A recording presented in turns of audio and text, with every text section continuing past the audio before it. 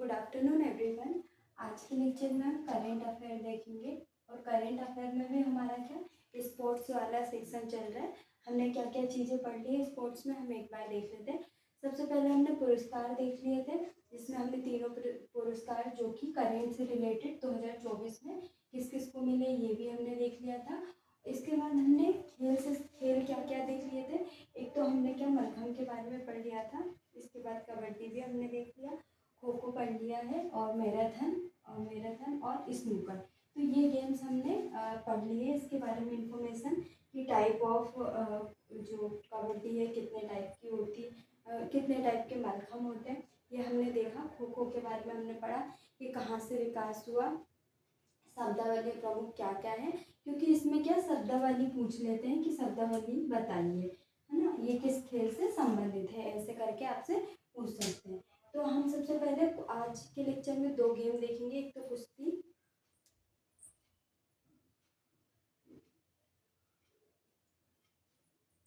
एक हम देखेंगे कुश्ती देखेंगे, दूसरा हम क्या देखेंगे बेसबॉल। तो कुश्ती के बारे में हम सबसे पहले उसकी शैलियाँ देखेंगे कि दो शैली है मुख्य रूप से, और सबसे पहले प्रारंभ कहाँ से हुआ, इसकी संस्थान क्या है, शब्दावली देखेंगे, और प्रमुख पहलवान पुरुष में हम देखेंगे और महिला पहलवानों में देखेंगे। इसके बाद हम बेसबॉल देखेंगे, बेसबॉल में ये कहाँ से शुरुआत हुई और इसकी शब्दावली देखेंगे, क्योंकि बेसबॉल में हमको ज़्यादा चीज़ें नहीं पढ़नी। तो सबसे पहले हम देखेंगे कुश्ती के बारे में। तो दो शैलियाँ हैं कुश्ती की, एक तो फ्री स्टाइल कुश्ती और ग्रीको रोमन। तो ये हम ओवरऑल पूरे वर्ल्ड में ही देखने को मिलेगी। ज़्यादातर तो फ्री स्टाइल कुश्ती चलती है और ग्रीको रोमन, तो दो कुश्ती हैं, कुश्ती की दो शैलियाँ हैं। सबसे पहले हम देखेंगे 1904 के ओलंपिक में फ्री स्टाइल कुश्ती को क्या किया था, शामिल किया था। 1904 में जो ओलंपिक हुआ था वहाँ पे क्या किया था, कुश्ती को फ्री स्टाइल कुश्ती के रूप में शामिल किया था। इसके बाद देखेंगे हम प्रमुख संस्थान कौन सा है कुश्ती के लिए। तो फेडरेशन इंटरनेशनल डी ला नूडे, इसको बोलते हैं FILA। इसका मुख्यालय कहाँ पे है, स्विट्जरलैंड में है। कहाँ पे मुख्यालय, स्विट्जरलैंड। तो आपसे पूछ सकते हैं FILA का मुख्यालय कहाँ पे है और ये किससे संबंधित है, ये भी पूछ सकते हैं। तो ये कुश्ती से संबंधित संस्थान है। इसके बाद हम देखेंगे प्रमुख शब्दावलियाँ, क्योंकि शब्दावलियाँ पूछ सकते हैं कि निम्न शब्द किस खेल से संबंधित है, तो ये ऐसे क्वेश्चन आपके आ सकते हैं। इसके हम देखेंगे हिप हॉप नेल्सन, इसके बाद हिप हॉप नेल्सन, क्रेडल, इसके बाद इदल नेल्सन और टाइम कीपर, डकपल, मेट मेट, इसके बाद ब्रिज पोशन, इसके बाद एक्टिव अटैक, रबाउंड, इसके बाद गोल्ड होल्ड हेड लॉक आदि क्या है, ये प्रमुख क्या है। आप ये शब्दावली एक बार देख लेना क्या क्या है, क्योंकि जो शब्दावलियाँ हैं वो एग्जाम में डायरेक्टली आपसे पूछ सकते हैं। तो आपको सिर्फ शब्दावलियाँ याद रखना है। तो सभी हम खेल में देखेंगे, तो आप उस जो खेल है उसके हिसाब से क्या थोड़ा शब्दावलियों को आप अपने अकॉर्डिंग थोड़ी ट्रिक लगा के आप इसको याद करना, तो आपको क्या इजीली ये चीज़ें याद हो जाएंगी। इसके बाद हम देखेंगे प्रमुख पहलवान। तो पुरुष में हम देखेंगे दारा सिंह और सुशील कुमार। सुशील कुमार एक ऐसे व्यक्ति हैं जिन्होंने ओलंपिक में 2 पदक जीते हैं।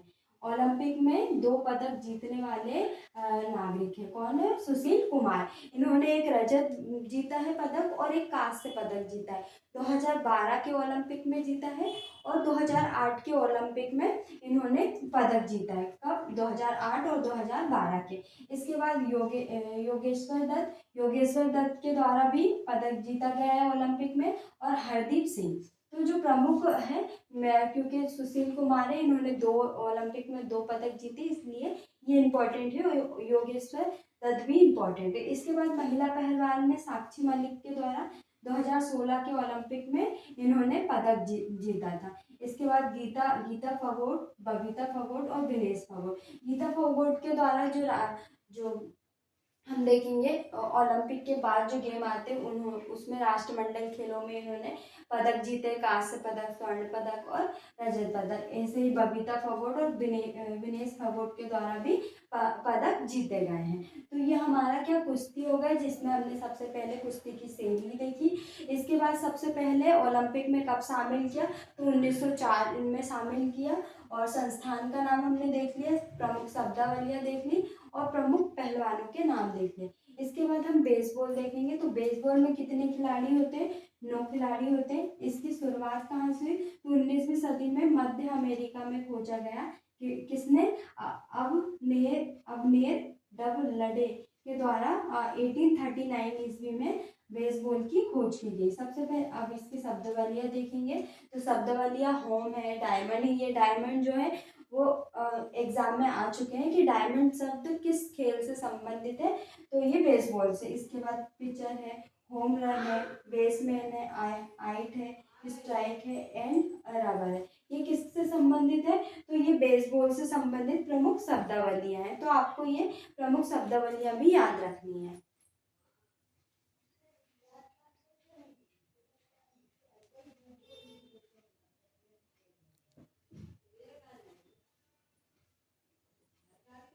तो आज के लेक्चर में हमने सिर्फ 2 चीज़ें देखी हैं। एक तो हमने कुश्ती पढ़ ली है, कुश्ती को हमको याद रखना है, और बेसबॉल। नेक्स्ट लेक्चर में हम क्या देखेंगे? तो इसके बाद हम शतरंज के बारे में देख लेंगे, गोल्फ पढ़ लेंगे क्योंकि शतरंज का छोटा है, तो शतरंज देख लेंगे, गोल्फ पढ़ लेंगे और पोलो और वाटर पोलो। तो ये अगर 4 गेम हो जाएंगे तो हमारा अच्छा है। अगर 3 गेम भी होते हैं तो हम कल के लेक्चर में 3 गेम कंप्लीट करेंगे। बाकी आज के लेक्चर में हमारे दो ही गेम्स, क्योंकि कुश्ती को हमको अच्छे से पढ़ना था, इसकी जो शैलियाँ हैं वो भी हमको देखना है, प्रारंभ कब से हुआ, संस्थान के बारे में प्रमुख शब्दावली भी देखना है, और पुरुष प्रमुख पहलवान है उसमें महिला और पुरुष दोनों को देखना था हमको। और बेसबॉल में हमको थोड़ा ही चीज़ें पढ़ना था। बेसबॉल में कितने खिलाड़ी होते हैं? 9 खिलाड़ी होते हैं। और स्टार्टिंग कहाँ से हुई, शुरुआत कहाँ से हुई, कब हुई, किसके द्वारा की गई। तो ये एग्जाम में डायरेक्ट ही क्वेश्चन आते हैं, तो हमारे लिए इम्पोर्टेंट है। और शब्दावली भी हमारे लिए इम्पोर्टेंट है, तो हमने ये चीज़ें भी देख ली है। नेक्स्ट लेक्चर में हम आगे की चीज़ें शतरंज के बारे में पढ़ेंगे, शतरंज और गोल्फ। तो ये 2 गेम तो हम कंप्लीट कर ही लेंगे कल। और सिर्फ हमारे कुछ जैसे फुटबॉल है, हॉकी है, तो ये हमारे बड़े बड़े गेम है, इससे रिलेटेड हमको बहुत सारी चीज़ें पढ़ना है। तो ये हमारे एक एक लेक्चर में एक एक जो गेम्स है वो कंप्लीट होंगे, जैसे क्रिकेट हो गया, फुटबॉल हो गया, हॉकी, टेनिस, टेबल टेनिस और बैडमिंटन। तो ये जो बड़े बड़े गेम है वो हमारे एक एक लेक्चर में हम कंप्लीट करेंगे। तो हम स्पोर्ट्स का अगर सेक्शन पढ़ रहे हैं तो हम अच्छे से पढ़ेंगे और करंट से रिलेटेड चीज़ें हम इसके देखते हुए चलेंगे।